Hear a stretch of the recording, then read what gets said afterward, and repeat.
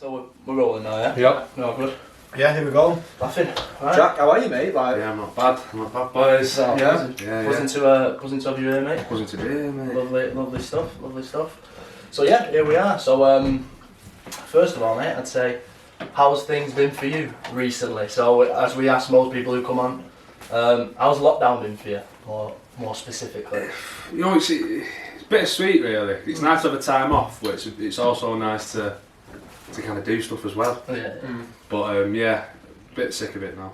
Bit just Yeah. go back working, back travelling and all that. yeah. How's it like affected your like creative energy in terms of like, have you found it tough to find inspiration to write music? Yeah, it's a weird one because people like the label and all that say, you know, like you got to do Zoom sessions, and it's all when you're in like a studio making music. It's kind of like there's like a vibe there. You can feel it in the room. If someone's not liking it, you can tell. If someone's liking it, like everyone's buzzing off it. But then over Zoom, it's like a bit of a delay, talking over each other and all that shit. So it's just like I don't know what I'm doing, so I've not really been doing them. And you're trying to write on your own, but you're trying to find inspiration from not having any inspiration because you're not doing anything. So it's a bit weird, yeah. So it's put a bit of a halt to the writing. I've still been writing songs here and there, but put a bit of a halt to the majority. I can definitely imagine that, like you say, over Zoom, like it's not in real life, is it? Do you know what I mean? It's not in person. You can't really catch a vibe off that, can you? I bet. But the thing is, I think you've proven that you can take a shit situation and turn it into something good. Though, what you proved perfectly in one of your latest records that you put out, where you did the music video over like the whole. On the computer and stuff. Yeah, I remember that. Yeah. I know the girl that commissioned that video. You know, Liv from Powerful. Liv West. Yeah. Big up Liv West. Really nice girl. But yeah, when I saw that, I was like mad impressed because you literally turned nothing into something. Do you know what I mean? Yeah. So. It was always kind of one of them, like how are we gonna? Because I released my full first EP in a lockdown, so I've not even had a chance to go and tour it and go and play it live. So I've been fuming, sat there, seeing all like the streams and all that thing. He's sick, but can't go out and play it. But yeah, that video was like the team at Parlophone are class. Like there's some like the ideas they come up with to do mad videos. Parlophone are renowned for being just a sick team. They've been going for years and years and years, haven't they? So they're well trained. I think one of the oldest labels, had the Beatles and that, didn't they? So they've got big people signed to them, haven't they? Like, people who go along with it, so. Joking. They're good though because they've got the fingers in so many different pies. Because obviously they're signing artists like yourself, and then they've also in partnership with GRM Daily and those things. So that's how I know live through that side. But it's like. Yeah, man, it's a very sick label to be in. Yeah, and the thing is with Parlophone as well is a lot of major labels now they sign loads of people just so they can have them. Yeah. And they basically throw shit at the wall and see what sticks. But with Parlophone, they like to have like one male singer-songwriter like myself, like a couple of rappers, one like mainstream band kind of thing. They have like one of each, so they can really focus all their attention on that. Better for you, isn't it? Like they can obviously focus more time on you, put a bit more time into it. And I bet it shows for you as well. You think, 100%. You've had to be a priority. So when we was picking which label to go with, that was the main thing. That was probably why I was signed for Parlophone in the end. Did you have a lot of options? Yeah, I had a few. There's a one in back. No, that was good. That was mad. I remember there was a day in London where we had eight meetings in a day. Shit. It was mad. Yeah, it's pretty sick though. Nice. I bet you had your finger in loads of pies as well, and didn't you? I guess. So getting the best pick of the bunch. I know, yeah, taking out for nice meals in London. It was like the first one. I remember we went out for breakfast. He was like, "What do you want? Have anything you want?" I was like, "I'll have some cereal or something." Buy tea. I was like, "Right, I'll have a Philip steak." Love that, milking that. I love that. Man. Yeah. So it should be. But I think like the whole the thing of being signed to a label, right? Like I would say that my big brother used to be was a drummer. He was a sick one at that. He was incredible at what he did. Lives up in Scotland. In like an alternative rock band, kind of like Paramore, female singer and all that. They got signed, not to a major like yourself, but they got signed. It's sort of like they just chuck money at them. But I think what some people might imagine is that if someone signs to a record label, they automatically think that they're going to have #1 selling albums and things like that. So in terms of going from just an independent singer-songwriter, like my brother was in an independent band and then they got signed by a label and thought they were going to take off, but it never happened for them. So what have you got put in place now? You've had this new transition, and how do you intend to continue to grow? Obviously with the help of the labels and stuff, but is the remedy still the same as what it was prior to sign it? Fucking hell, good question.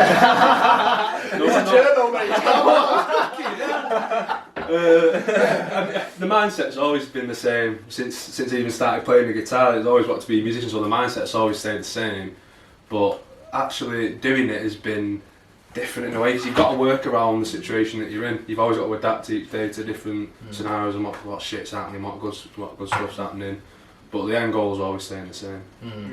I like that. I mean, for me personally, seeing you like where you are now. So obviously, I've known you for a bit. I know you from younger as well. I can remember because I was having a little look through. I can remember one of the first videos I seen of you, in your blue Superman hoodie with a little ukulele singing along, mate. And do you know what? And even back then though, because that video is fucking mint, right? And even back then, like I can remember people going, "Oh, it's so good, oh, amazing." Do you know what I mean? That's always been my first thought, or like my first memory of you. And seeing where you are now and how you've progressed in that it's crazy, bro. It's crazy. It's mad. But one of the good things about the lockdown is that you've had time, because I was so busy the last few years, not really had a chance to sit back and think, I'm actually quite proud of what I've done, kind of thing. So when the first lockdown hit, I had like a week at home, that hadn't happened for years. Because I was always just staying in a hotel in London writing songs with people every day. So it was kind of like the first lockdown hit and I was just like, whoa, like, just relax and just felt sick. Like, done all that now because I have a bit of time to just chill and do what I want and just think about what I've done and just, literally just chill out for a bit. Reflection's a very powerful thing, isn't it, sometimes, mate? Like, obviously, like you say, when everything's moving at a million miles an hour, sometimes it is nice to just sit back and look at what you've done and then maybe just, I don't know, maybe sketch out a different direction that you might not have intended to go in. You've got time to slow down and, think of where you want to go next. 100%. Which is why I feel like sometimes if, like, with certain musicians, I can imagine that everything moves at a million miles an hour all the time, so it's very rare that you get a chance to stop. So I can imagine that's been nice for you in a way. Yeah, it has been nice. It is a million miles an hour. The time that you stop, you're sleeping. Literally, as you sleep, you get back to a hotel after a day. It's not like I'm grafting like mad. I'm not like on a building site. But it's the mental work. 100%. It's trying to think of things, and if you've got no inspiration, you're trying to think, and everyone's like, right, come on, we need something. Just like, oh my god, give me a break, man. Do you know what? I can't relate to you in that sense, but like even me, like starting my new job now, like just focusing, like on learning and trying to put effort in. It is tiring. It's tiring on the brain, man. Like I actually feel like I'm drowsy, I'm yawning throughout the day. Even though like I'm not like I'm staying up late or something like that, but just your mental power, you don't realise how important it is almost, and how you just got to be in the zone sometimes to get your best work out and stuff like that, innit? 100%, like in every job, really. The mental powers are probably the same as physical. 100%. Probably ties you out just as much. Innit? Literally. You say about being in London and stuff like that, so obviously you've done a lot of touring and stuff, haven't you? Yeah. Where's the best place you've been touring?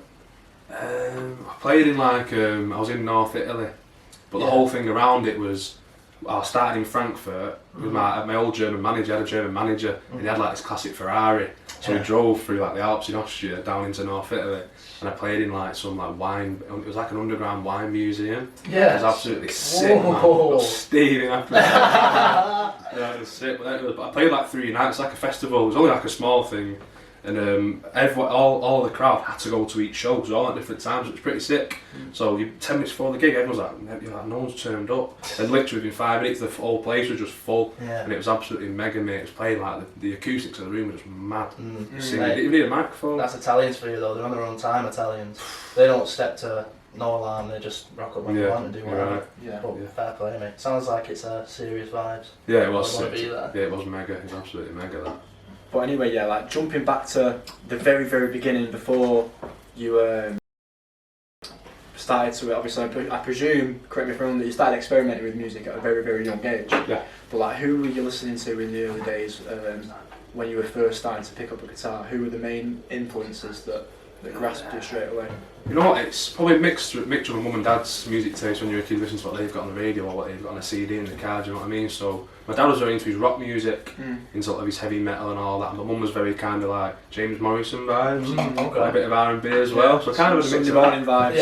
Oh yeah. Easy ones. Early days Maroon 5, all them early kind of jazzy little shoes, mate. Yeah, sick. So just kind of, but the majority of those were guitar-led songs, so I was like, what, I learn the guitar, what I do that. So then I started learning the guitar and all that. That's how the music inspiration started, from listening to guitar-led songs. That's like I said, I remember you playing that little blue ukulele, and you still got that? You know what, I think I binned it about 6 months ago, I cleared my room out. Should have kept it. 100%. Yeah. Was there any particular guitarist that really caught your attention that you wanted to sort of replicate in a way? So like, obviously, you say like when you say like rock musicians, like maybe like a Jimi Hendrix or someone sick like that. Was there anyone who really grabbed you? I'm a big Smiths fan when I was younger, so I like Johnny Marr. Yeah. I seen him live. I remember I saw him live when I was dead young. I was like, he's cool, him. I feel like he was cool rocking out the stage and like, singing. I thought, he's sick. So yeah, I'd probably say Johnny Marr was a guitar, but I'm not even that good on guitar. Everyone thinks, he plays guitar and he must be a sick guitarist like James Bay and all that. I'm dead on the guitar. Really? Yeah, I'm not great. See. I can play, I can play, I can learn a tune, but I'm not like them guys see like James Bay that can do it all mad. Yeah, I'm not like that. Mate, the thing is though, you say that, but I watched an interview the other day where Anderson .Paak said that he's not a good drummer. Mate, he was lying at you, do you know what I mean? So it's just do you know what I mean? So credit where credit's due, like you've written some very good songs, so you can't be shit, can you? Do you know what I mean? You're definitely not shit. Oh, that's funny, mate. That is funny.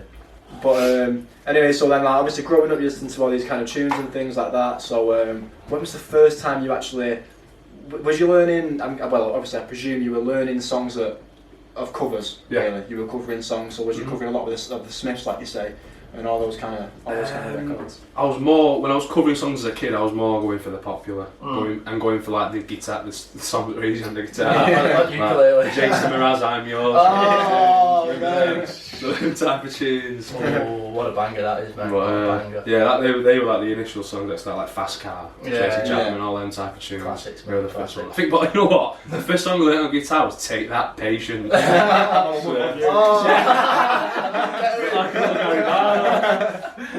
That is class, mate. I mean, your type of music that you do, I think, obviously being from Manchester, I think we're blessed out with different types of artists and like massive bands and people like I said, Smiths and Oasis. I think like it's, for me, it's a fact that in terms of like artists, bands and songwriters, Manchester's the most talented city ever. Obviously the Liverpool have got the Beatles and all that, but if you think about like some of the huge bands and records that you got, obviously the Smiths, Stone Roses, Happy Mondays, Oasis, like you can just reel them off. Like, do you know what I mean? Even when you go to like likes of like Elbow and all those kind of bands. Cortinas, all them. Even the newer ones, some of the newer ones. Mad. Like that whole, the band culture and like the alternative, if you want to call it alternative culture of indie pop and rock and whatever, like that whole movement's been massive for decades, and Manchester's always had its credit. So would you say that being from Manchester and being immersed into the culture has helped you shape your own sound and sort of follow in the same footsteps as them? I think so, yeah, because even if an artist just wants to emerge through the Manchester scene and they're not massive fans of the Oasis, the Smiths, they'll still be an inspiration. Like, they were definitely inspirations of mine. I might not listen to Oasis every day, but I'm still thinking, look, they're from similar place where I'm from, they did it, why can't you, kind of thing. 100%, mate. Like the culture-wise as well, the music culture in Manchester and stuff like that is. Even if you're not into, like you said, even if you're not into that music, like you can relate to it or you can take inspiration from it because it is. You can see what's come from it, can't you? Do you know what I mean? Yeah, 100%. Stuff like that. That's why Manchester, not being biased, but best place in England, isn't it? Yeah, best city. And the world, mate. Yeah, I'd say. No, I don't like. Obviously, Liverpool was a city of culture for a while, wasn't it? I don't know what it is this time around, but like, come on, bro. I mean, I know, but it actually was. It was. Yeah, I know that. Yeah, culture in it, but let's keep it real. No, what I'm saying is like Manchester as a whole, like it's got so much character and it's formed so many, not even just musicians, but so much talent and so many in so many different fields and whatnot. Like, I don't know, maybe there's just something in the water, I guess. Do you know what I mean? It's so diverse, isn't it? Like I say, any type of music that's from Manchester, like I say, we are biased, aren't we, I guess, because we're from Manchester, innit? But I love the place, man. Like, even when you go into the centre of town, like the culture-wise, it's just fucking mint, and music is a big part of it, innit? You know what I mean? You go to another place in the world and say Manchester, there's literally got four bands. Yeah, literally. Madness. Yeah. Honestly, it is. Crazy, innit, mate? But it's like, I guess if you watch interviews of people like musicians and stuff, and if you ask where the best show's been on their tour, like a lot of them will say Manchester's in the top three, like every time. If it's UK to you, Manchester or London. Yeah, 100%. 100%. They're surely the only two, aren't they? Just because most people are mad in fucking Manchester as well. If you went to a show or something, they'll be kicking you. Well, mad, don't they? Do you know what I mean? 100%. Big vibes, big up Manchester. But again, so like moving on to the next step now, you're picking up your guitar, you're learning all these tunes. So what was the hustle like for you? Was you playing in local pubs? How were you doing the rounds when you were first starting to try and put yourself out there? So it was like, first of all, I sing with your mates, and someone's parents' front room and just like getting the guitar out. Then you turn about 14, 15, right, more enough, you know. Someone comes and hit the guitar, can smack them, get away. It's just kind of. Nah, I've never done that. Don't get it twisted. I've never done that. But nah, I got a call at about 14, 15 off a guy that I knew, and he was like, I'm doing a charity gig in the Q Bar in Bridge. Do you want to come and play at it? And I was like, yeah man, why not? And then that was probably the first interaction with the crowd that I had. That I was like, you know, I was nervous at first, and after the first song, it's just like, yeah, you get a bit of a get into it, don't you? People like you kind of thing. You can't get a bit groovy. So that was probably the first interaction that I had. It was just, yeah, as you say, it was just playing in the little pubs, playing little venues where you can, contacting people, ringing up pubs in town, seeing if you can play there. Yeah. It was a grind really. You make good money though, you know. Yeah. You make 150 quid or 200 quid a show. Yeah, I can imagine. Class, especially being young like that as well, when you're just starting off and then you get a few quid in your pocket as well. I have more money then than I do now. Honest. Really? Find it I find it hard to believe, mate. My dad's best mate's in a band. At least they're not so much anymore. Like, but he plays around like the Witchwood and that, and like, oh, that's fucking old. They called a band called Jack. Don't know if you've heard of them from Ashton. They actually called a band called Jack. That's the name. I feel like I've heard of them. Probably through you, innit? Yeah, it's my dad's best mate. He's the lead singer, plays guitar. Big up Coddy. Coddy? Oh, is it Coddy? Yeah, Coddy's Yeah, go on, Coddy. He'll be on here next. But yeah, like he always like obviously. I might be completely off here because he is like nearly 60. It's just like the whole little buzz around like where the area that we live in, all like the little pubs and stuff. It's a nice little, it's a community. Oh yeah. Sort of there's always one guy that goes to every one. Yeah. There's someone in there that's in every pub, either a pisshead or like. Someone giving you shit. Sing Wonderwall.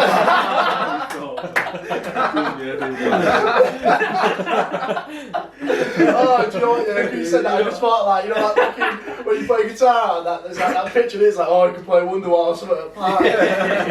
Oh, that's funny. Oh, it must be every gig in like round there. Come on, play on back, look, don't back. Oh, that's fucking funny. That's class. You just end up doing it, and it turns out to be the most well received song of the night. Fuck it, I'll just do it. Get it in, few drinks. Oh, that's fucking mint, mate. That's funny. That I can imagine that as well. Some guy just screaming it out. Yeah. Bless him. That's joke. That is joke. So. You've released some big songs already. I seen the other day that you got 20 million streams, was it? On Down? Yeah, congratulations, bro. Round of applause. That's fucking, just even looking at them numbers, mate, is like, how does that feel for you looking at like, fucking hell, 20 million streams? It's weird, I don't like it. No, I do. Oh, I don't, but it's like, it just feels weird. Yeah. Like, who is it? Who are these people? I want to them down my road. Like, who's listening to someone's playing it over and over again. But yeah, they have the app Spotify for artists. And that's pretty sick. Tells you how many streams a day you get on each song and that. Shit. So I was waiting for a few weeks. Does that become a bit addictive, yeah? Because since we've started launching this year, I've got the social play for the YouTube channel and I'm checking it all the time, mate. Mate, I'm on it 4 times a day. Only updates once a day. Yeah. Like once every 24 hours, but I'm still checking it every time. I'm sure yours is a bit more satisfying. Oh my god, I've got 20 million streams and we've gone from 150 to 152. We've got another subscriber. Oh no. Oh, that's brilliant. Yeah, it's addictive looking at like, the stats and I'll probably waiting for about 2 weeks to get 20 million every day, just checking, see if all of a sudden I've had 500,000 in one day kind of thing. Saying that though, so back on stats, like your Alice on your track, I've seen that's almost got 1 million views on YouTube. Has it? It's like 900,000. So with that, again, that's fucking mint. And more personal to that, we were trying to think about it. I don't know if this is Don't ask that question. I hate this question. I don't know if it's been disclosed. I don't know if it's been disclosed anywhere or anyone has the answer yet, but who is Alice? Thank you. Yeah, it's just a girl. It's just some girl. No, you know what? No, it's a girl, right, but it was never like, not my girlfriend. Right? Yeah. You know what? I wrote the song as a joke. Right. I was in just like a little town outside of Frankfurt, and I was in like this studio, and I was like, I don't have anything to write a song about. And I just stopped like talking to her, started chatting to her, meeting up with her and all that. And I started for him. And yeah, I just was like, I know, I've been seeing this girl called Alice, she's not gone too well. That's right. As soon as I picked up the guitar, I just went, oh Alice. Wrote the song as a joke, wrote it in about 20 minutes. And I'm signed to a German label as well as Parlophone, as well in like a license deal. And took it to the German label with a few other songs, played that one as just as like an extra one. And he's like, yeah, we'll put that as your first single. Like, you what? Shit. Sometimes, mate, when you just, like, I say you didn't mean to, but you say you wrote it in 20 minutes, yeah, sometimes those ideas come to you, like, I get that when I say, like, I get a bit of writer's block, if I'm writing a feature or something, and I get a bit of writer's block, and then something will just hit me like that, and then I bang out a 2,000 word feature, it's nothing. All the best songs are all short, like, in a quick time, guarantee it. Yeah, guarantee 100%. it. Someone You Love, Lewis Capaldi, that massive tune, I know one of the guys that wrote that, and they spent like 9 hours in a studio in a day. And the first 8 hours, they were writing another song. And he was like, oh, I've got that an hour left. Should write another one? And wrote Someone You Love. One of the biggest songs. Well, literally the biggest tune of like last year. Yeah, no, 100%. I love Lewis Capaldi, man. Like that whole, I think he's sick. Like I say, like my big bro who lives in Scotland, he loves him. Really? He loves him. He's sick. Where's you from, Lewis Capaldi? Somewhere in Scotland. Somewhere in Scotland. I want to say. Is he like, Scottish? Yeah, he's Scottish. Scottish. It's Glasgow or something like that. But, I think Glasgow too. Yeah. My favourite musician though from Scotland, Paolo. We're talking almost like Paolo. Oh, stop it! He's mate, he's the best. The best. Yeah, He's like underrated to a certain extent. Like if you look at like obviously, I love Ed Sheeran's amazing, yeah. But if you really think about like the songwriting abilities and the vocals and all that, like genuinely, when you're looking at like a ballad with a guitar, an acoustic guitar, Paolo Nutini gives every single one of them home for the money. He's one of the main acts I've been listening to over lockdown. Coming Up Easy, a song called Coming Up Easy. Big tune, that entire record. Unbelievable. What's the album called? Sunny Side. Sunny Side Up. Something like that. Something like that. Yeah, it's Sunny Side something. Yeah, that album's a joke. Yeah, mate. I remember like as I said, my dad's best mate. Yeah, he won that. He won a competition on Q103 to support Paolo Nutini. The Castlefield Bowl. I swear now. On Q103. It's like send your tunes to Q103, yeah, and then they'll pick the best three, and then you'll vote for the top 3 tunes, and then the one that gets the most vote gets to support Palmacini at Castlefield Bowl. Coddy, my dad's best mate, fires a song in. Coddy again? It wins. Who is this guy? I'll introduce you to him. He's got to come with it. Feature going, you. He wins. Anyway, so we've all gone down. Me, fucking missus at the time. And then my mum and dad, all the family and that went down, and then watched him, and then funny just seeing Coddy on there. And then Palmacini came on and absolutely blew everyone away. That's why I love his voice live. I only listen to him live on YouTube. I don't listen to him on Spotify. Oh mate, his voice. He does one on YouTube, yeah, and it's him playing like Finland at a festival. It's an hour-long video. I've watched the full thing about 10 times. It is sick. That's it, mate. When you get an artist like that, you can vibe off as well. Like someone you can proper get into. Yeah. Not better, isn't it, mate? And that's good inspiration again for you. Like obviously watching someone like him, listening to someone like him, you can think. Yeah, the guy's cool as well. He's a cool guy, isn't he? Oh, mate, when he came on, you were fucked. Yeah. Mate, you were fucked. It looked like he just got... And he was still men. And he was, it was probably top 3 shows I've ever been to. So that's big respect. Like, if you can get fucking hammered, yeah, and you can just pat he was fucked. He came out with a bottle of JD in his hand, drinking it straight, eyes rolling in the back of his head. Palmacini, he knows what's up. It's only from Paisley though, like literally a little town. Like, it's literally the equivalent of Hyde. Like like Glasgow. Like if you, it's like someone coming from like you, coming from like fucking. Do you know what I mean? Like, it's crazy, mate. Crazy. But, yeah, man. So what else is going on in your life right now? Obviously, you found it tough to write, you say, and all those things. So what else are you doing to take up your time? At the minute, I'm just... What, not music related? Just anything. Anything, mate. What you up to in lockdown? If you can say. Going walking around Stamford Park every day, take my next door neighbour's dog for a walk.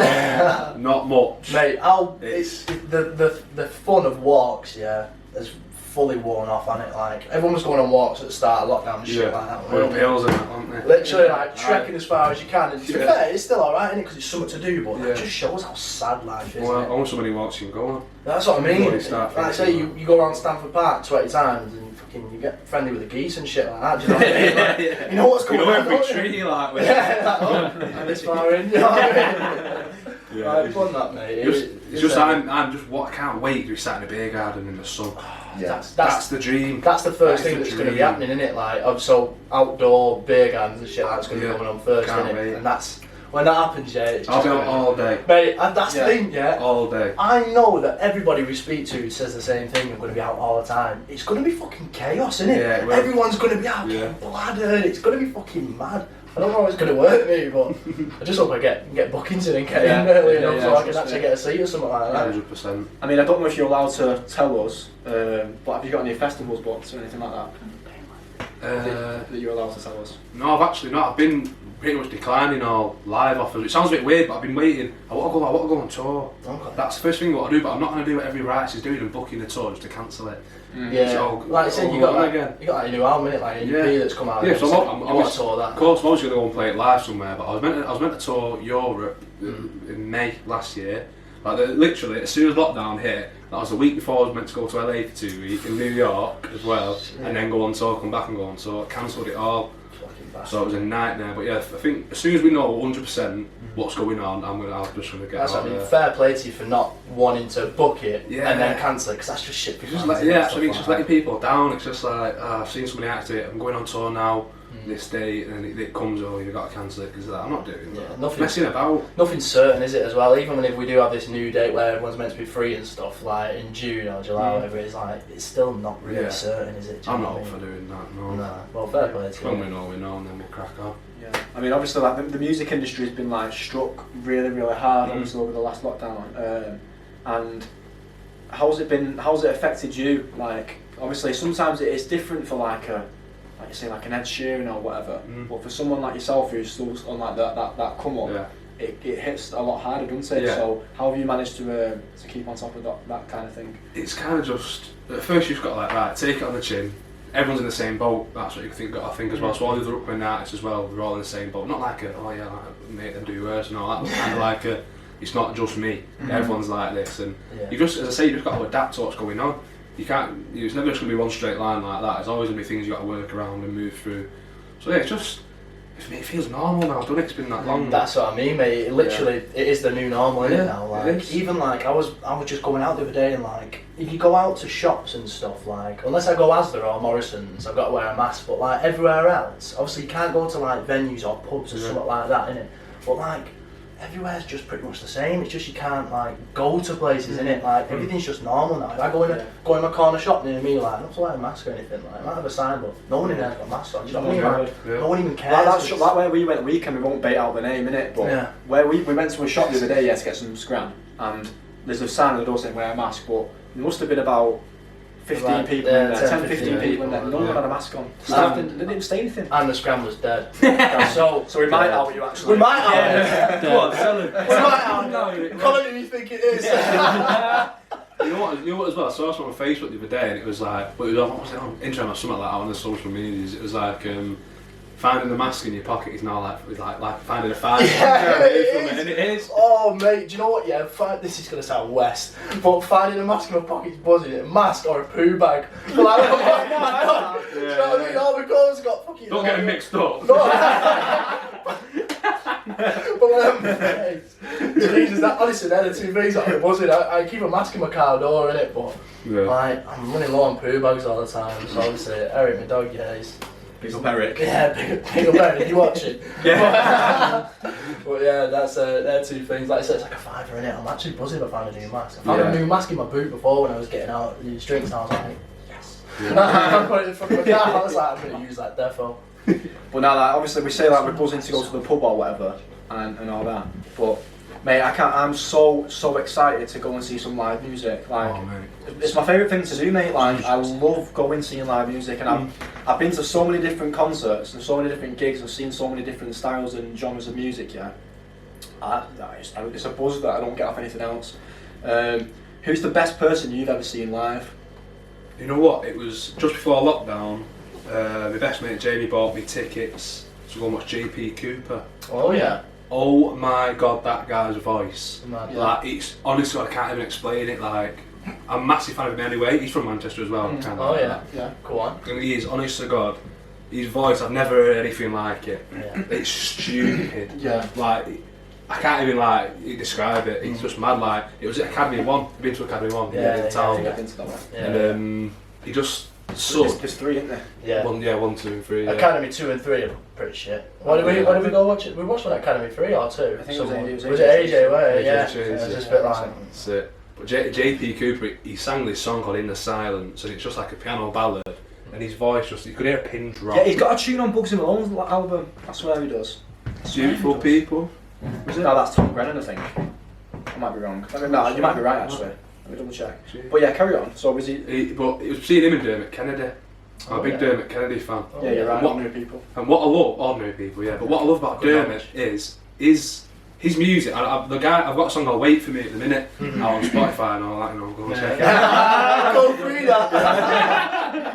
But no, and the guy that wrote that song was a guy called Kerry Willets, and he wrote a lot of the Dermot stuff. He's good, like quite pally with him. And what he told me that Dermot's a big fan of hip hop music, and I am myself. And you can tell when you listen to his songs that they're influenced by your acoustic things, but also by the American hip hop, like the drums in his tunes, and it just works so well. And he's like a bit avant-garde in a way, 'cause he's the first person I can think of that combine the two and does it so well to make mainstream music. I think he's sick. And in his live, between JP Cooper and Dermot Kennedy, it's difficult to say my favourite because Dermot's performance was there, the lighting, everything, it was just mad. But JP's voice was just on point. It was mega. Do you take pointers from these shows to then try and integrate into your live shows when you can? Yeah, always learning. You can always take inspiration and thoughts from stuff, can't you? Of course, these people have done it. They know what they're doing. I have no clue. I'm just going with the flow of everything. So. Again, being a bit modest in it. But honestly, I am clueless when it comes to music. I'm honestly. Like you say, watch him again live as well. You can appreciate more in a live performance, and you can properly listen to the voice and stuff like that. I only really listen to live music on YouTube. Really? Yeah.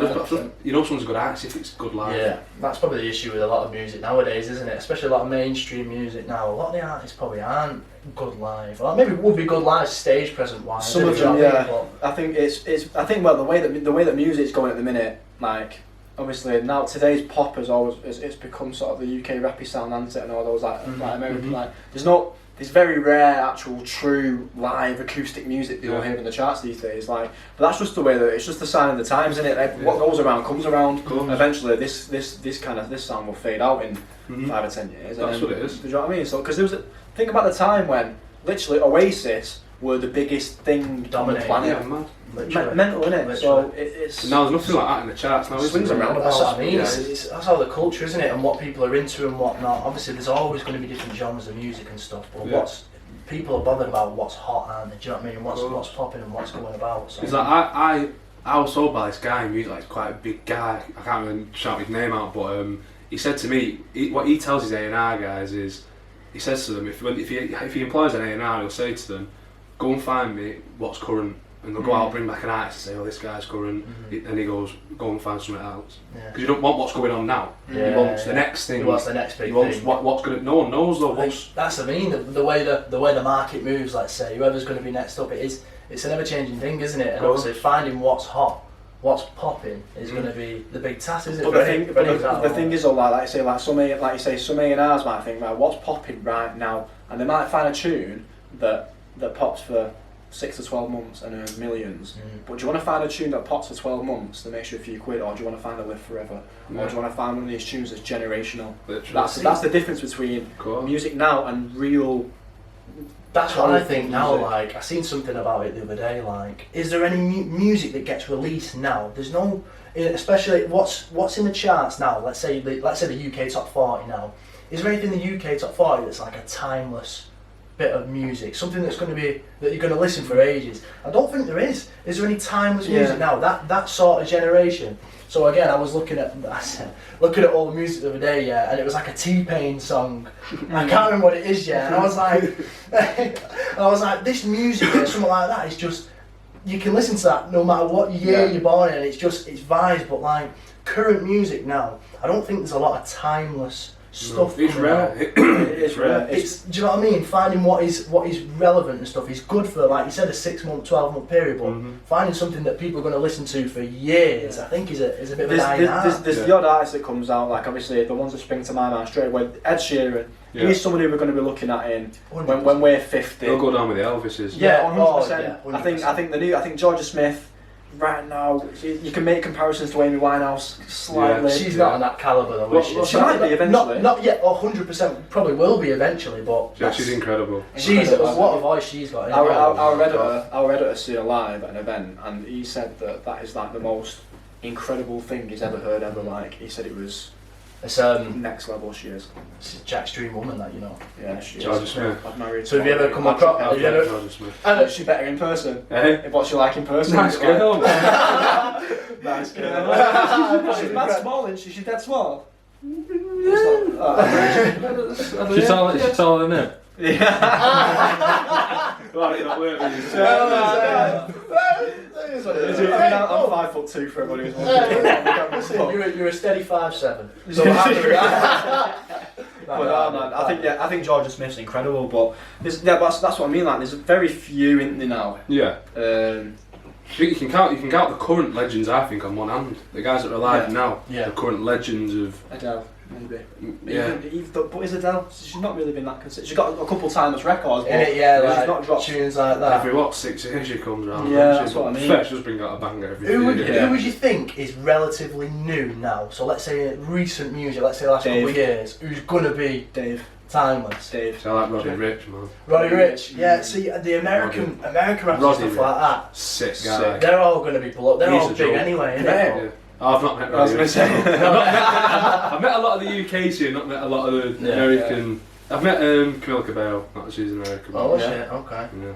Skepta, that's someone who is going to be, for his genre, is always going to be known throughout. Gigs as well. one of the Gigs, biggest gigs made UK gigs. rap happen, didn't it? That's what I mean. People like that. I would have said someone like Dizzy or fucking Dizzy. Wiley or something like that. I think you go down more in UK heritage. yeah. If you know, you know, sort of thing. UK wise, that isn't it? Yeah, I think yeah. on more of a global thing.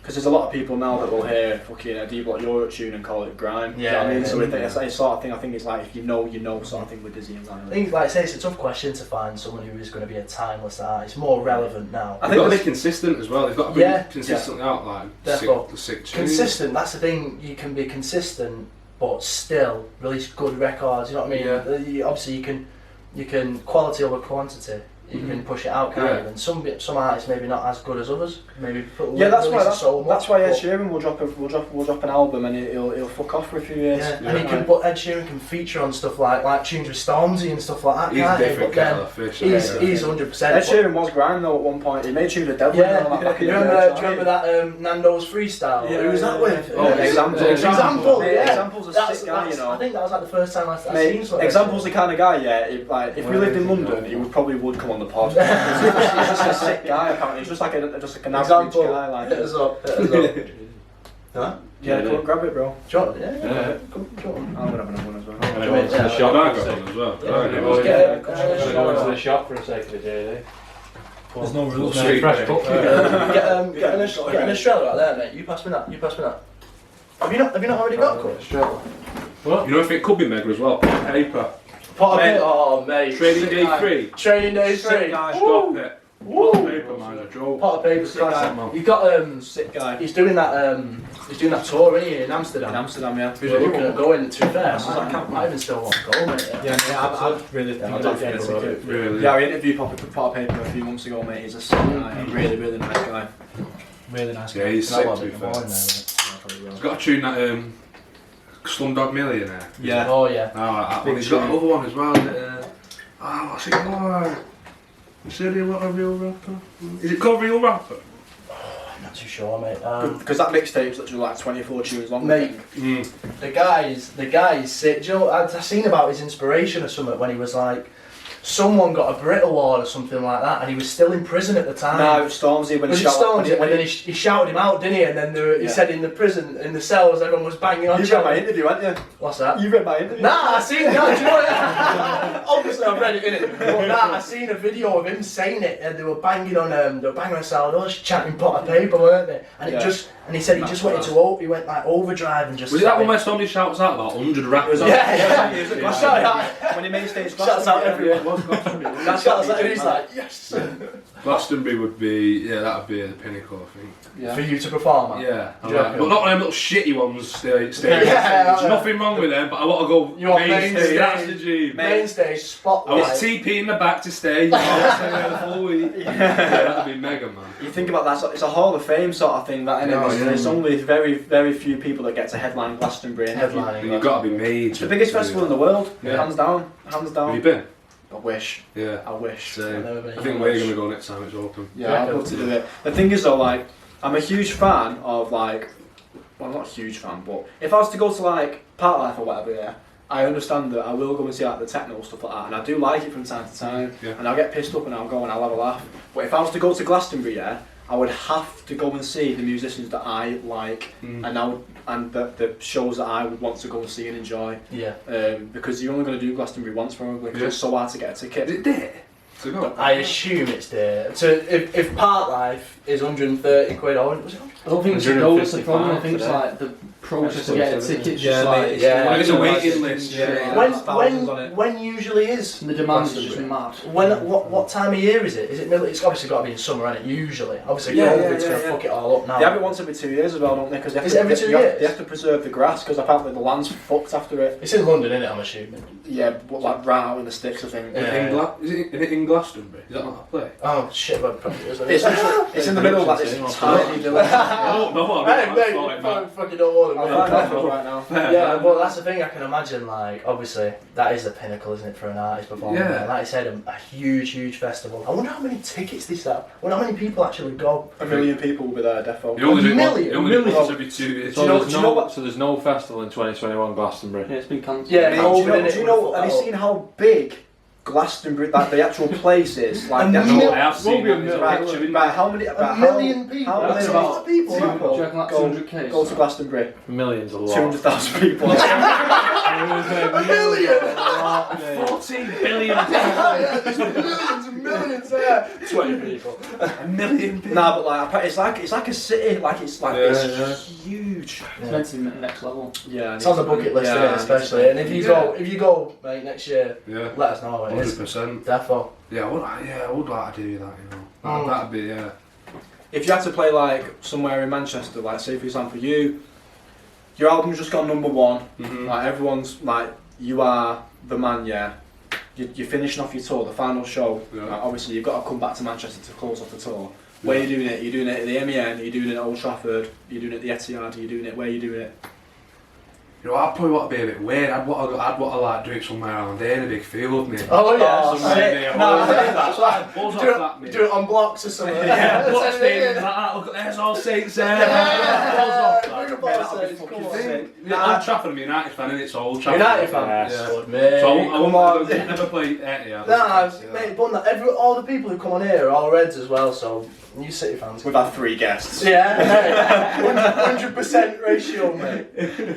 But but that's a very sick answer to be fair. That is Yeah, very sick. that's a very good answer for you, innit? Obviously, Yeah, you'd I'd want say it that. somewhere open like that. All your Yeah. mates, everyone there. That'd Yeah, be somewhere fucking- mint like that. It's a little stage set up. Yeah. I want it pretty big actually. I want it all popping. Loads of people. Yeah, you know, of your course, mates- of course. That means all your mates can come, all your family can Good come. time, innit? Yeah, like and obviously if it's Old Trafford, it might be a bit like. Oh, Yeah, a few What could- blues might not want to come. Yeah. You go, innit? I'd go, innit? I'd be there I'd front go. row, mate, front row, 100%. I don't want to charge. I just want to walk on and watch. I don't Yeah, want yeah. any money for it. I just want Sick, to walk mate. on and Sick. just play. Because then there's no like, oh, people mess. We can have a ticket free. I can have a ticket. Yeah, Like, no, just just mate, turn you up. just turn up, innit? Rock up and just watch. Literally. So you like to say that'd be your ideal place, but I'm assuming you've played quite a few places in Manny. Yeah. Where's the best place that you've played in Manchester? You know, I like the bit of a northern quite way, quirky pubs. Yeah. Oh yeah. Nice, Cane and nice. Grain. Cane and Grey, I love it in there. Upstairs in there. Have you played upstairs in there? It's like weird little trees in there. Yeah, It's dead confined though in there though, innit? I can imagine it being good in there. Right. Yeah. Nice Really like vibe, it. nice I've vibe. played Academy 3, the shit one. Yeah. But, no, you can say that. but one of the main things I've said is after lockdown, when it's all done, I want to try and put on a show in Manchester. Like, I want to try and maybe get the Ritz, O2 Ritz. Oh, yeah, We saw yeah. Tom Bishop at the Ritz. Yeah, we I want did. to maybe Yeah. try and sell that out. Mate, I want to try and do that for that'd lockdown. be so good, man. Mate. That'd be absolutely sick. It was like Hopefully. that. I seen Tiger at the Ritz. Did you? Tiger. When was that? A few years ago? Must be in it. It's about I think I've seen. year ago. I think I've seen. Like Kidding. when Rack City came out. Right, see. Oh. See, timeless classics. Oh, Like when he was doing all that Last King stuff and all that. Oh yeah. Yeah. You watched Kidding? Then, Kidding. There is. Kidding. When he was with Time. Kylie, wasn't it? With Kylie around that time. Jeez, that's Top all back in it. Fucking hell. Kidding. Kidding. I remember Kidding, yeah. Oh, where's he Massive gone one. now? Huge. Yeah, he's huge. He's fell off now. Well, I don't That's know. what I mean. I've not heard of Soulja Boy Kidding and for all that. years. Soulja Boy. Soulja Boy, yeah. Mate, what's Soulja Boy's what a fight? What's it called? Wants to fight everyone. Randy Orton. That's it. Randy Yeah, he Orton, wants to that's fight Randy Orton in wrestling. The He's like, exchange- yeah, I'll shoot you. I don't care what wrestling. They exchanged some pretty serious tweets. Yeah, I've seen it. How mad's that? I'll shoot. He said he's gonna shoot Randy Orton. It's called wrestling favourite. Yeah. Like I say, if So you've he's got gonna a bit of spare time, go on Soulja Boy's Twitter. And I'm So he's sure doing you'll an see RKO his arse or something. Yeah, he's gonna RKO Randy Orton. Jesus Christ, that's a vibe, mate. Fair play to Soulja Boy. I'm not sticking up to that WWE stuff, but yeah, go check his Twitter, see them exchanges. Let me know what you think. I'll be looking at that. No, but We've got like 14 minutes left, just to let you know. Cheers, mate. thanks, mate. But anyway, so in terms of obviously you need to tour the EP and stuff first. I'm guessing that's like your main priority right now. I think so, yeah. Is an album in the works? You know what? I don't know. It's all up in the air at the minute. It's all I don't know. It's all. I kind of want to take. It sounds a bit weird, but I kind of want to take control of it now and do the things that I want to kind of do to achieve. Like I don't want to release like loads of like things like in a structure. I kind of want to. There's a lot of artists now. And I'm quite friendly with all these artists. This is no bad naming them or anything, but a lot of artists just are releasing like a song a month, like every last Friday every month. I don't want to do that. I want people to like, oh, when's Jack Curley releasing something? Yeah, And release something. Want to keep it's them like- waiting. Well, to be Yeah. fair, stuff like that, that's the best thing, isn't it? Because I know there's artists that I listen to, especially, and like when you don't hear from them. So if you already like their music and you don't hear from them from a bit, so like say Dave or something like that, then you're always thinking, when are they going to release something? When's it coming next? And it like say keeps them on an eye first, doesn't it? Do you know what I mean? I've only released five tunes at the minute. Yeah. I want to keep it kind of that low because the more and more songs you release, it's kind of less of a chance that one of them's going to pop. Yeah. You never see an artist like pop off on Spotify with Low. 40 songs out. And that's It's probably always where, like a few. that's probably where people think like obviously the more you put out the better it's going to be, but it's not necessarily that, is it? Obviously you want to put more time into, like I say, it's quality over quantity. You want to put 100%. more time into Yeah. it before you actually push stuff out, and that's a good thing, isn't it? Obviously it's only going to pay better for you because you know that what you're going to be releasing. is When I was writing that EP and knew I was going to do the EP, it was, I think I wrote 80 songs and released 4 of them. Shit, wow. Yeah, it was mad. So I mean that 80 songs. 80 songs to pick from. Sat there for Was that hours. was it quite a stressful experience, like trying to pick the ones that you wanted to go with, or did you Yeah. sort of have an idea in your head? I knew I wanted to release Down. Mhm. I knew that because I wrote the chorus of that song when I was 15. Shit, Yeah, really? yeah, and Mad. And then wrote the rest of the song later on, about a couple of years ago, in like a kitchen with like a studio, like one morning for a few days. So I knew that, just like the way it was wrote, like that I wrote it when I was dead young. Yeah. And then I'm Here For You, I thought it was a bit different, but that was a bit more indie, I thought, that tune. Okay. And then Wait For Me, I wasn't really my choice. It was my choice, but I just agreed what everyone was saying. Yeah. Yeah. You took. Well, they were saying that was one of the Yeah, better 'cause ones. you can't go into a label that I want this, I want that. I'm Yeah. going in as a little kid from Staley Yeah. Bridge, you know what I mean? I'm going in like that, and these are all these big guys, all platinum records on the wall. You're not going to start going in saying I want this, I want that. You're gonna I get be a that. bit timid, but then as soon as you get to know all the guys at the label are sick. Yeah, That's me. it's good that it's good that you've got a good team around you. Then by the sounds of it, do you know what I mean? Like Yeah. I feel like some labels that you may go to sometimes they don't give you as much freedom and creative freedom. They keep shackles on you because they want you to create a certain sound for a certain audience to create X amount of money. Yeah. Whereas obviously the best music that you'll make, it's difficult to do it under shackles. You want to be able to be free and to be able to write and Yeah. And like you express said, whatever. you want to take control of what you do. Isn't Of course. it? So You then wanna- I'm the face of it, and if people are not going to like it, I'm going to get the shit for it. Yeah, You know what I mean? I literally. want to get all the comments. Yeah, No, yeah, But 100%. one of the first things that the guy that signed me is called Nick, and the first thing he said to me was like, "You need to find Jack Curley." It was basically like, "You've got the voice and the singing and a few songs and that. What else?" When you think of your favourite act, when you think of like Ed Sheeran, you think ginger ale, loop pedal, guitar. When you think of Adele, you think pretty funny, amazing voice. When you think of like these people, you've got like 3 things that if you just say those 3 things, you know what I mean. Yeah. If you say like massive fat guy, great voice, tattoos all over his face, Yeah. rag and bone, Rag and do you know what I mean? That's What's it. that for me? And I still don't know that now. Yeah. I still don't know that now. That's the hardest thing to find as an artist is who are you basically? Yeah.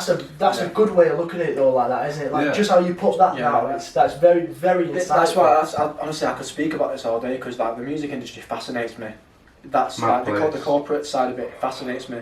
So like when you step foot into a label and obviously they say they want you to do X, Y, and Z. Do you, I don't know how to word it without correctly. So basically, they want to create a brand out of you effectively. That's It's what more they than say. just the music, innit? That's what the other one. Jack Curry's a brand. That's what they say. Yeah, Like, yeah. you know, Yeah. one of them ones. Ooh, yeah. So, I'm a brand. No, mate. That's literally what they say. It's a brand. All artists are a brand. Well, it is though, isn't it? It's marketing. It's obviously they want to push you and they want you to be and in the spotlight. They want people to notice you for what attributes you have and what you bring to the table. And obviously Exactly what it is. that can help you bring viewers in, people listening to you, stuff like that. You've got to be likeable. Yeah, definitely. When our kid went and saw Thingy, Lewis Capaldi at the Hydro. Hydro's the big one in Scotland. Mm. We went and saw him there. He said it was a concert, but it was half it was stand up as well. Yeah. He said he would Comedy. Yeah, obviously it is a Well, he meant seating then. Yeah, Don't I'm you? saying we're all still like. Like obviously he played all of his tunes, but he said like Martin said that like he still really likes his music and stuff, but he said it got semi-annoying that like he'd play a record and then afterwards he'd talk for 5 minutes and try and make everyone laugh. Yeah, I'm not. And do you know what I mean? Like Yeah. that's different. But the thing is, like maybe he just overdid it because I remember it came up on my Snapchat memories yesterday.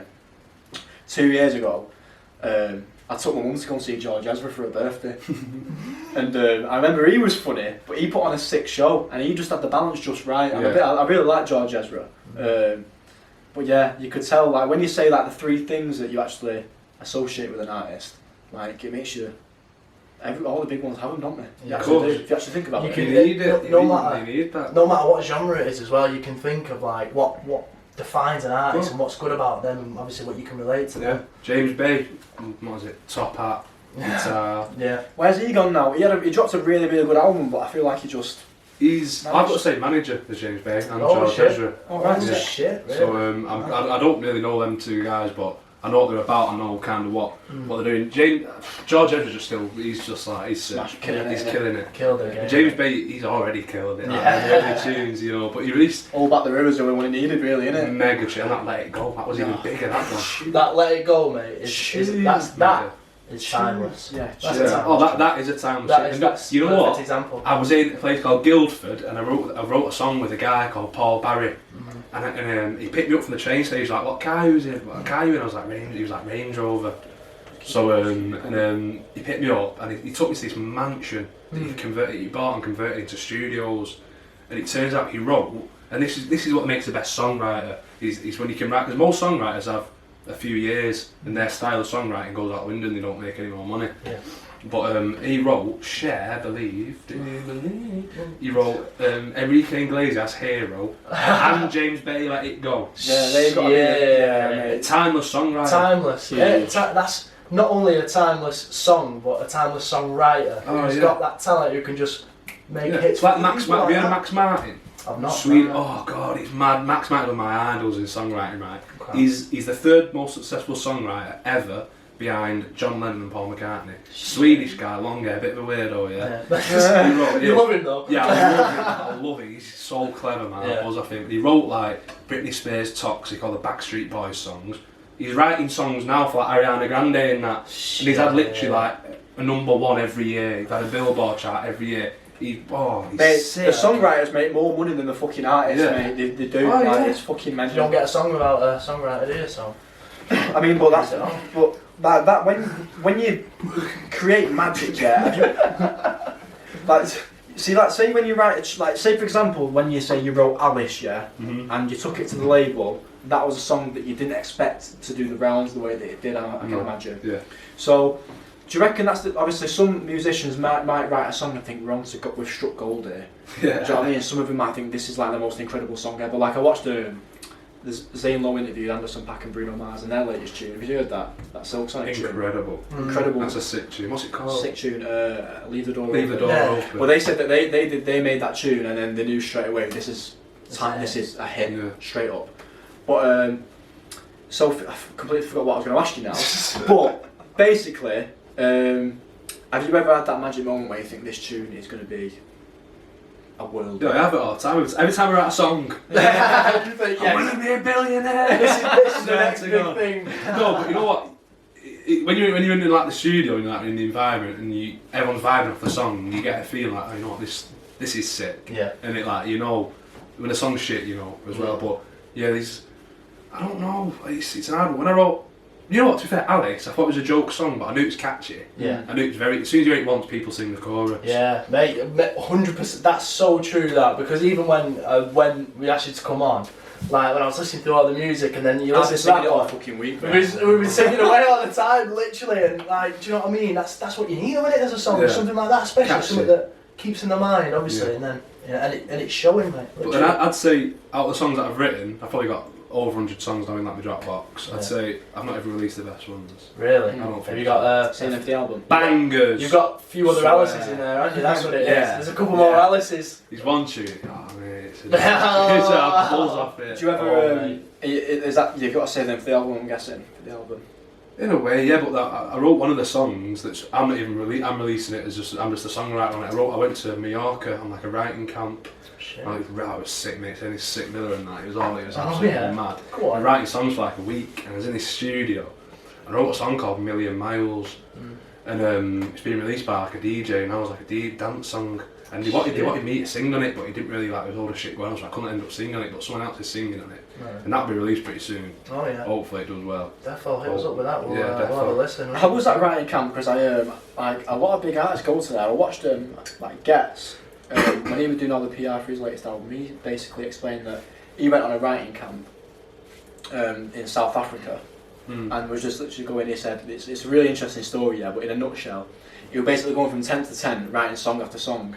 And he was gassed because he would write a song in 10 minutes and everyone's there scratching their head going, fucking hell, like, blah, blah, blah. Can I ask, what is a writing camp? Obviously, so you go away to write songs. You go away, Yeah, anyway, effectively. usually a publishing label. The publishing is what, like the companies that pay writers to write. Would you have like loads of people there brainstorming? Everyone's as there, well, like, everyone's there helping trying the you? same thing, trying to perfect their, basically find inspiration and improve their Yeah. ways and find different techniques of writing. But also artists put on writing camps for themselves. So one artist might go and have a writing camp with a producer and a writer, Oh, shit, and right. they'll just go between a load of And them. then they'll just be going between picking Yeah. what's best. And On whatever. mine, I was one of 3 Oh, artists. right, okay. But I was also one of the writers as well. Right. So I would oh, also shit. write with other people sang. Mad.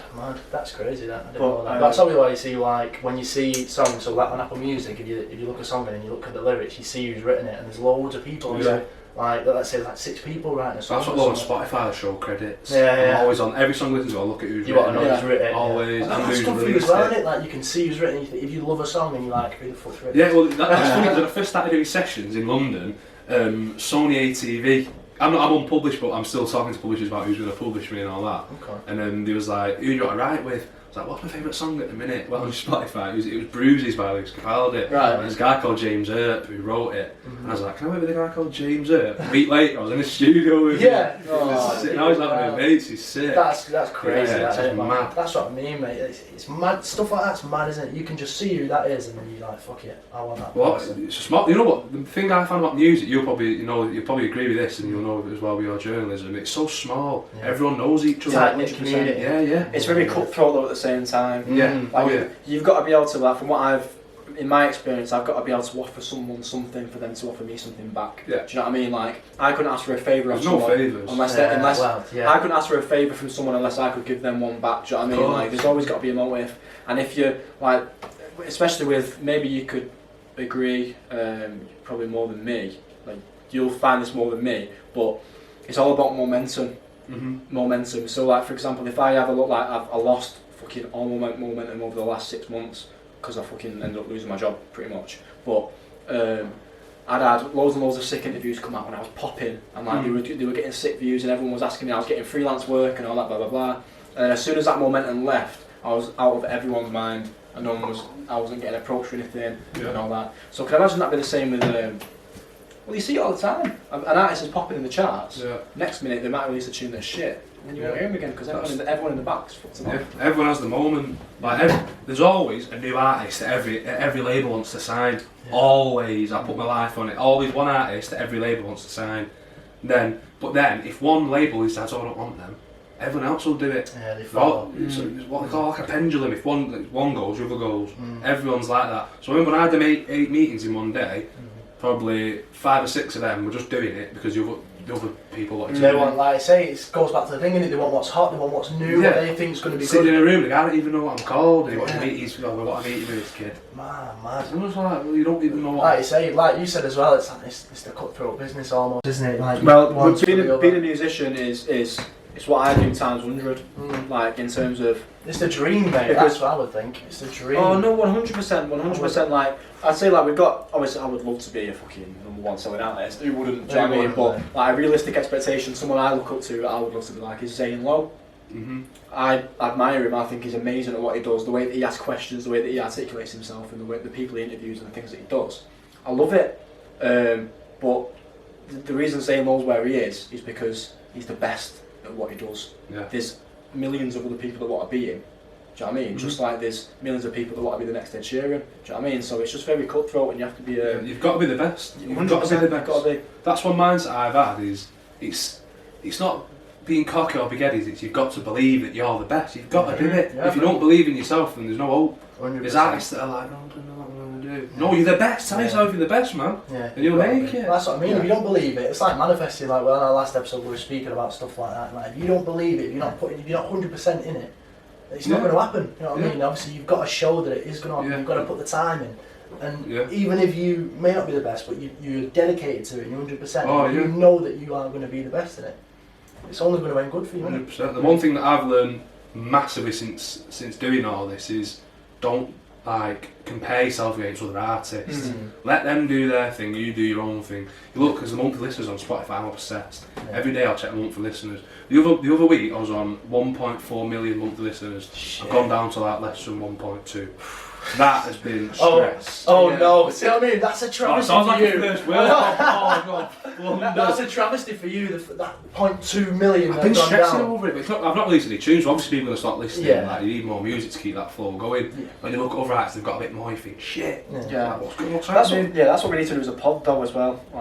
Like this as a whole. And I think Yeah. I'm trying to tell myself, like I said to you before, like I'm constantly on the social blade looking at Yeah. how the views run and the engagement and the retention. You just do you, don't even think. We need to ignore the little number in the corner Yeah. and just keep churning them out. Because that'll also take away from what you're putting in. Yeah, If you're exactly. too concentrating on other people, it's a fact it take away the things that you're putting in. Just- So you've got to just. I'm the same. I'll be looking. I think, why am I doing this? I could be doing something to help my career. Yeah, Do you literally. know what I mean? Like I say, it's you do you, innit? You've got to do what's best for yourself. Yeah. As long as you put the work in, as long as you keep grinding, obviously. For you especially, it shows because look at the position you're in now. You might not think that you're in like, oh, you're doing so well or whatever like that, or you might not think you're the best guitar player. Yeah. But you still got 20 million streams on a song, or, do you know what I mean? Or Yeah. you still go touring. Like, I'm my worst critic. well, I You've think got to be in this. you're going to say, I bet that's not a bad thing, is it? Yeah. Obviously, because you always want better for yourself. Yeah, You always 'cause- want to do better. Yeah, because there's people on Instagram that just slate you. I've Yeah. only got about 14,000 followers on Instagram, but I get shit on that. Bad, mate. And again, when I put that 20 million streams on, right, oh, it bangers up,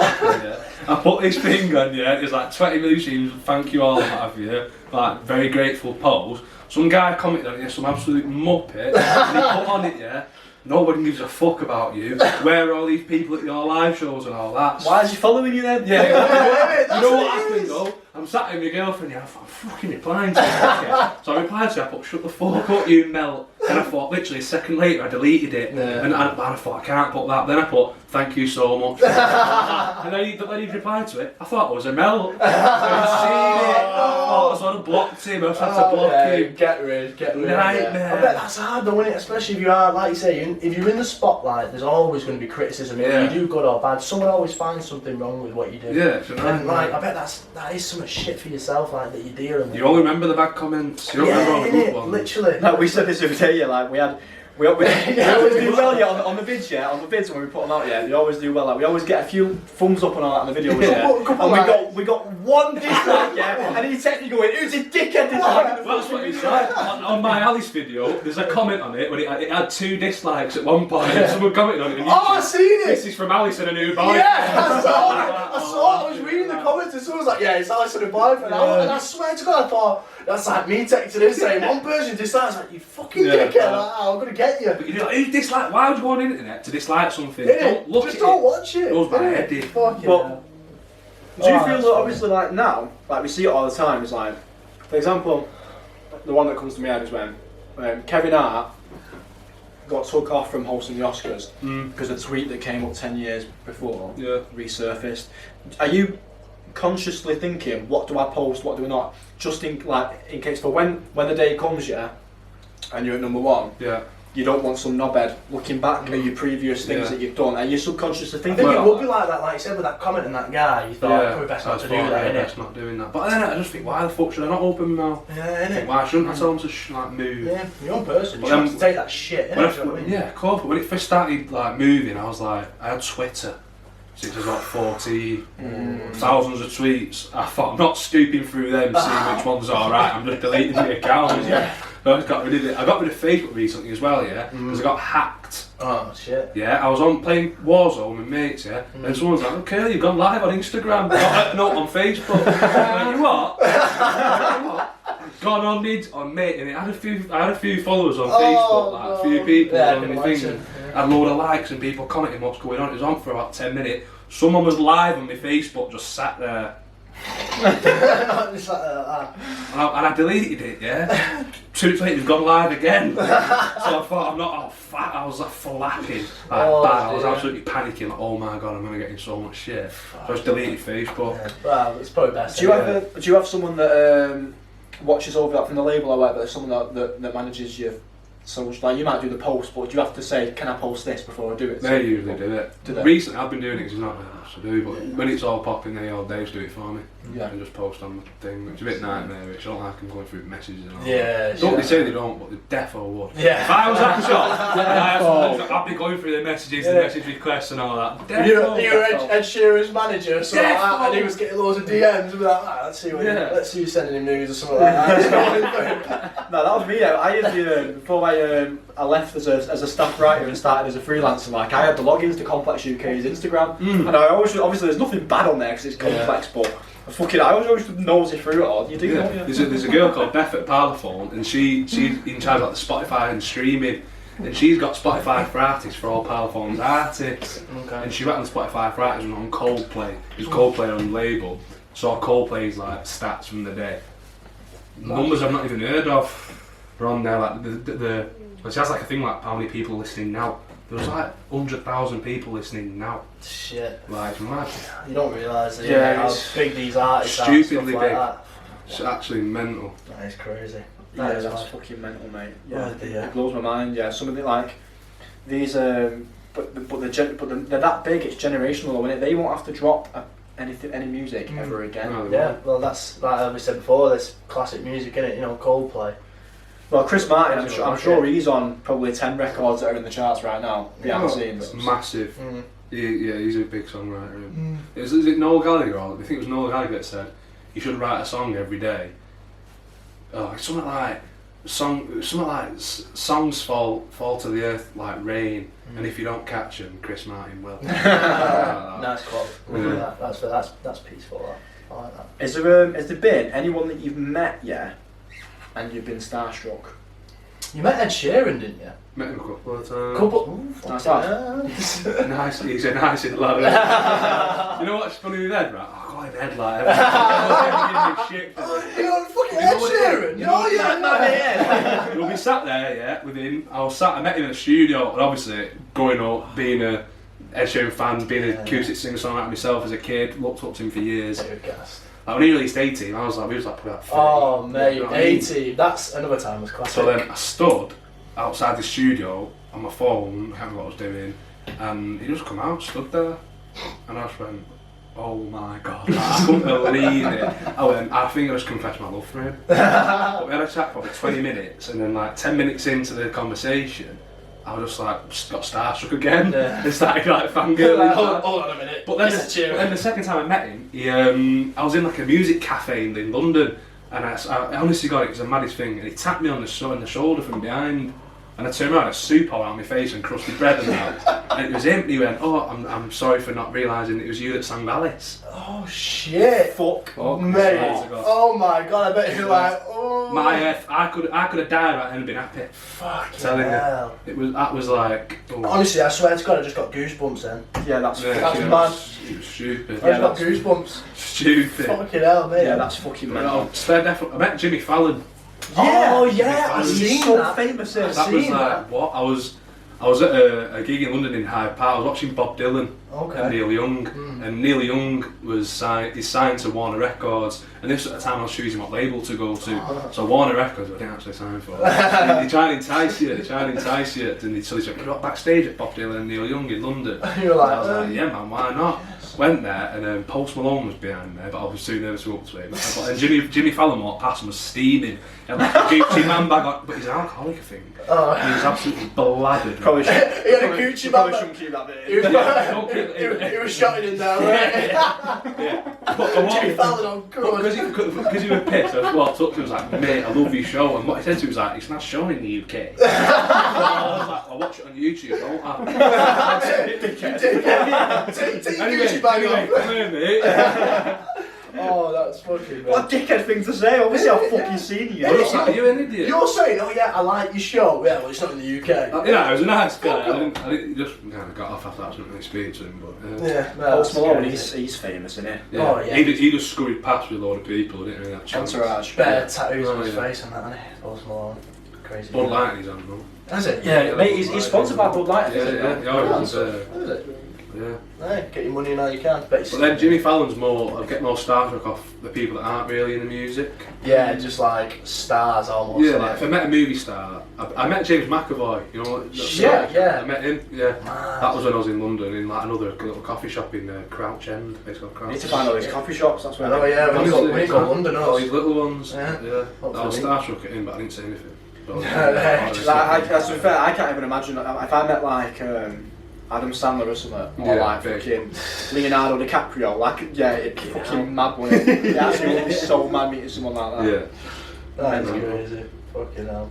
But, Oh Yeah. dear. Right, well, I Yeah. think we've had a fucking Yeah. great convo. yeah, this is probably the longest episode to Oh date. yeah. But I'm So that's I'm good. 100% glad because I had a fucking Yeah, had a good time. time. Yeah, Thanks for having me. No, it's all good. Yeah, Jack, thank you for coming on, mate. Thanks You for can having decide, yeah, for the people that have watched this far, me. Yeah. tell them what to comment. What do you mean? Tell them what I comment in the Yeah, video? just Go and listen to his new. Go and comment. I listened to Jack's latest EP. I listened to Jack's latest EP in the comments down below. Down there, is it? Is it Yeah. like and subscribe. That shit. Yeah, like and subscribe to the Hey, channel. You know what I mean? fucking hell. Nice one. Okay, thank you, Jack. See you later. Thank Nice Cheers, one, mate. people. There we go. Remember, guys.